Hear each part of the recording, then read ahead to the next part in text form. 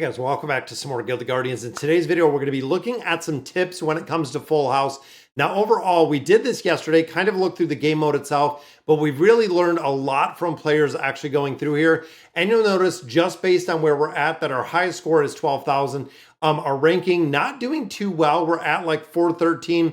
We keep going back and forth. Now, overall, you do have to put a lot of time into this. And what I mean by that is when you're going through time and time and time again, you have to do literally run after run after run after run. Now, of course, the heroes that you use in here are going to go ahead and you're going to build those heroes up faster. And really, the more levels you're adding onto them, the more gear you're adding onto them makes a big difference. Now, of course, Woody did put a guide out over on Twitter or X. Let's go ahead. I want to take a look at it, and then we'll come back here and see exactly kind of how this looks and what I'm thinking. So looking here, 5 starter tips for Full House. Now there is a bit of a learning curve. 100% agree with Woody right here of the GameFi Nexus.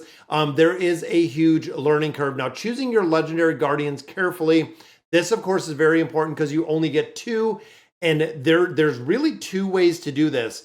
Number 1, you can run one legendary guardian in one team or another legendary guardian in another team, but you have to be careful because of course, before we played this, it was really running one very solid 5-man team. Now you're looking at 2 teams, and really splitting the heroes between it are incredibly difficult to not only level up. Second tip he shares in here, carry 200 dungeon coins before you face Strider.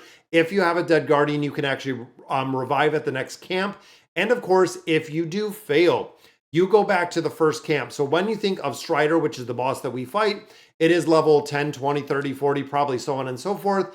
If you fail at level 40, it takes you back to level 31 because that is the camp. So really the pivotal point within this game mode is being able to face Strider and kill Strider to get to that next camp. That is going to be the save point. That's going to be exactly where you want to really start from in the next part. Don't bother spending on normal and gray or common gear. Definitely not. Once you start getting to 30, you start getting legendary gear.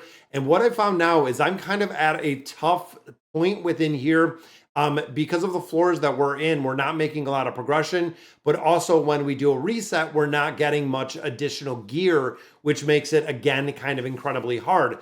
Protect your back row. Now, this is where a lot of players are struggling, including myself. Strider always targets the furthest guardian. So with a guardian, there's again a couple different ways that players are doing this, which I want to look at.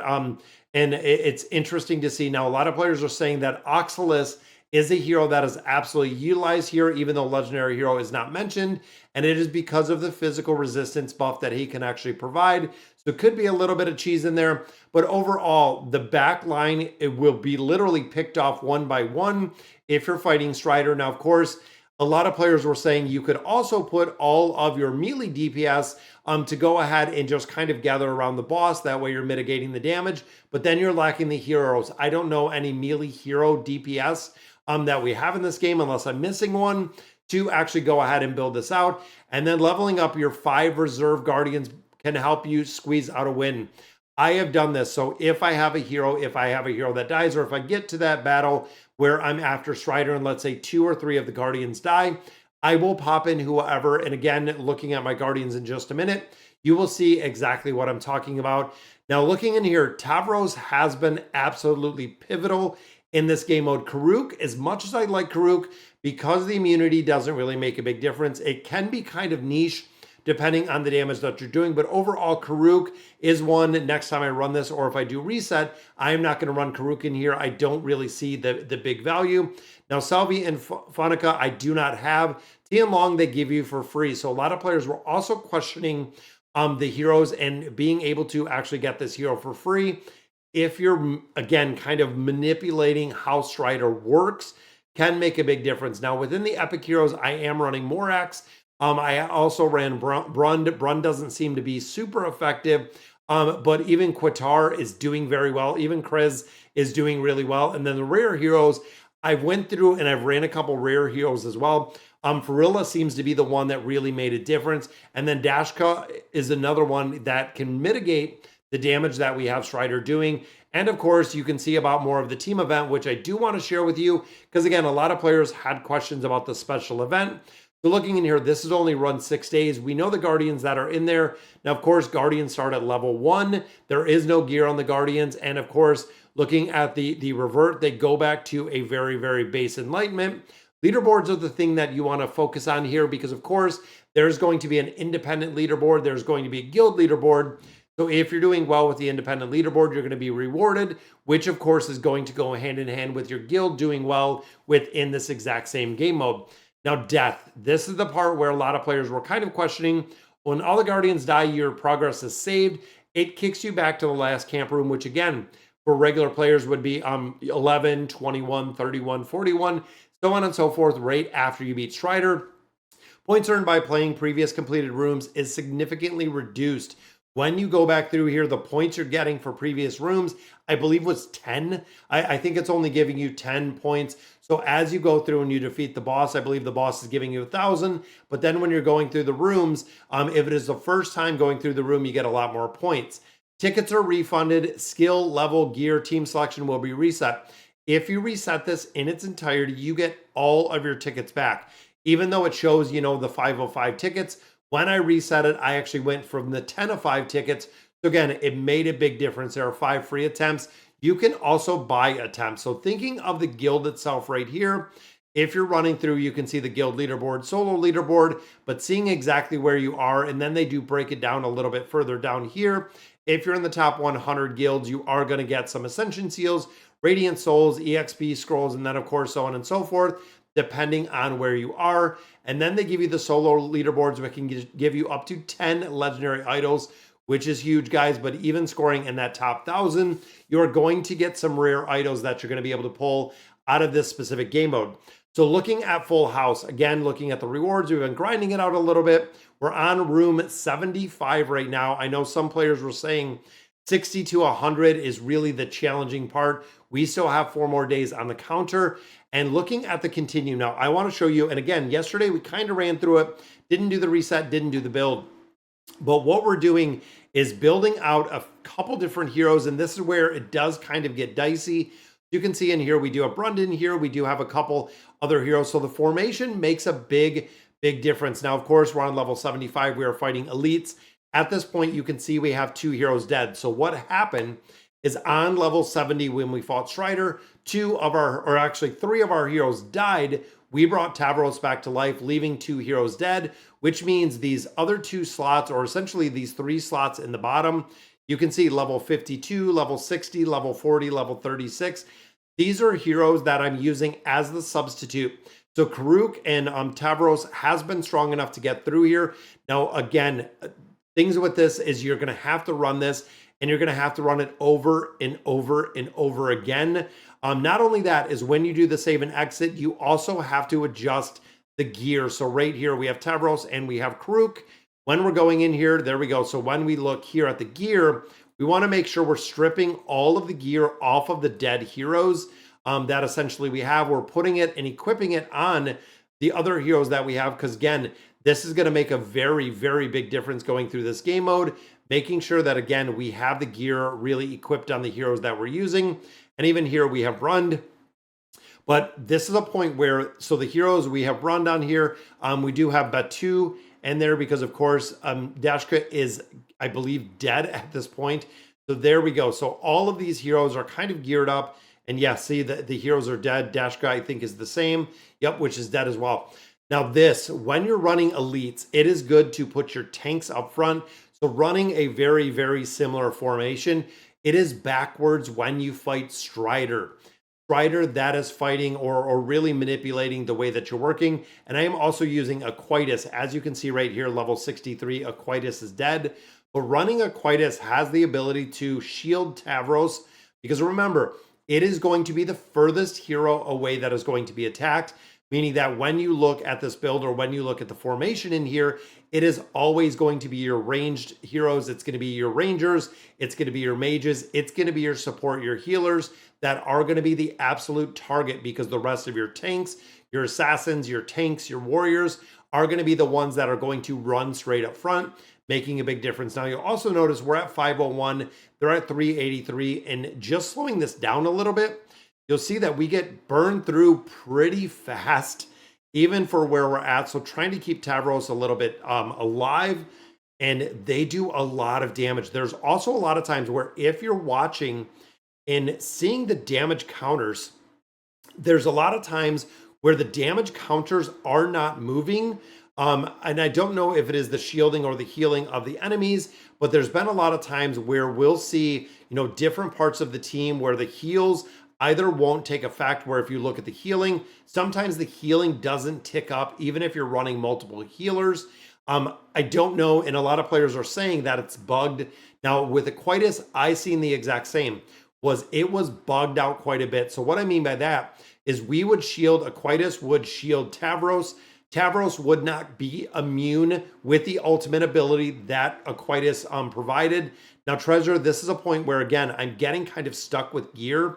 Even here, you can see we're up to tier 2 legendary gear, but when we start equipping it on different heroes, most of the gear I already have, but I don't have the levels. That's where we're kind of lacking. So even here, if we look at Tavros, and he is already kind of geared out, as you can see right there, nothing to equip on him, nothing to equip on any of the other heroes, because at this point, they are completely built out or maxed out with exactly what they need.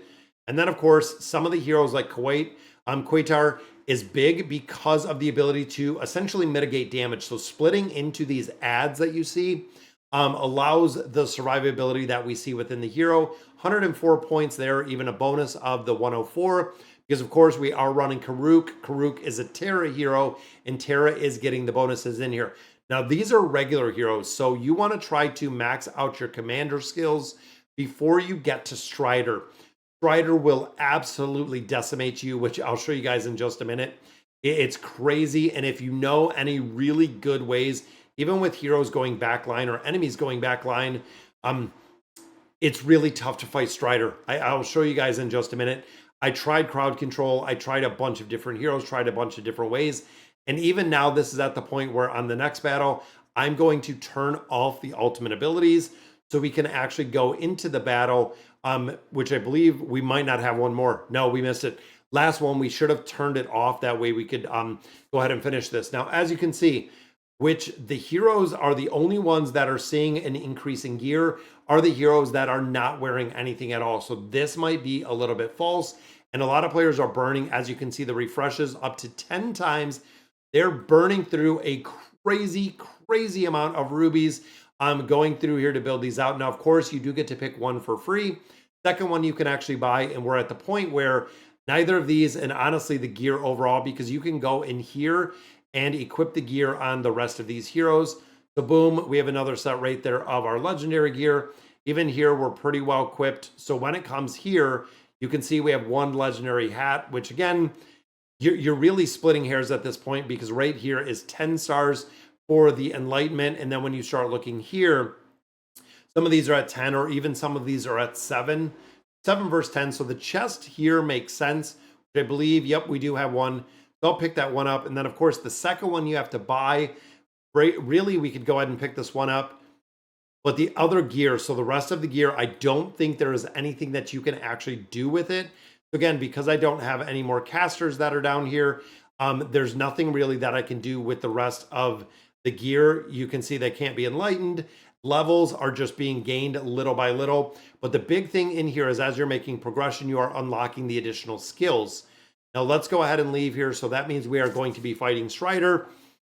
Strider, again, targets the furthest hero away. So when you think of the heroes that we have in here, we know these 3 heroes. So this is the reason why taking like your healer right here, putting your healer up in the front, or even putting both of your range heroes up in the front makes a big difference, because again, they are not going to be the first ones targeted. So you'll see again, when we kind of go through here, that it does target right off the bat. Boom, right there. Brun got hit while Brun got killed before we went through there.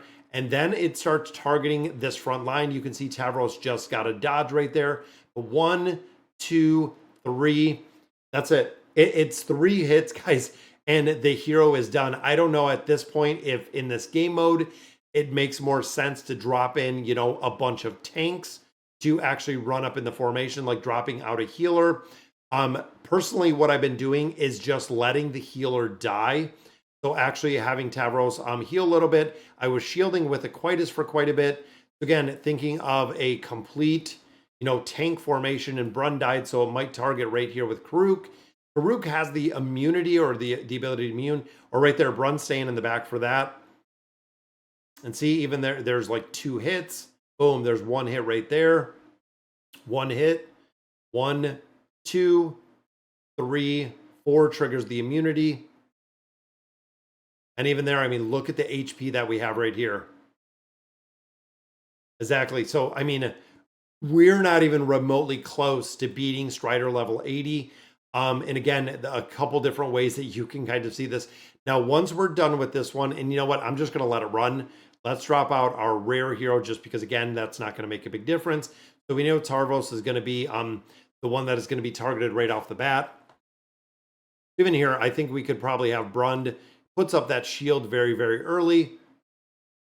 And there we go. So Tarvos, or looks like Krez is taken out. So 1, 2, well, there's dodge. 2, 3, and then of course 4 dead. And then 1, 2, right there, 2, and of course we have the immunity, 3 dead. Yeah, I mean, we're not even going to get remotely close to what we need to finish this out.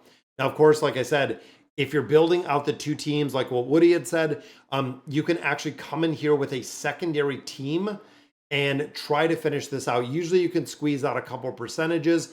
I don't know if it makes more sense to split the damage essentially that you have between these heroes, or how players are doing this to make it a lot further. Now, of course, you can only choose the heroes, 1, that they gave us for free, or 2, the heroes that you possess. So there we go. So made a little bit of a better score in here. Now we do have 1 more ticket. Now, if we continue, party has been resurrected. As you can see, we've already used 8 tickets. So if we continue, it's going to take us right back to floor, the beginning floor that we had, which allows us to get more experience for the team, and overall making a little bit more progression to ultimately just face Strider again. So with the tickets, you could reset again. It'll give you all of your tickets back. Even here, we picked up the extra tickets.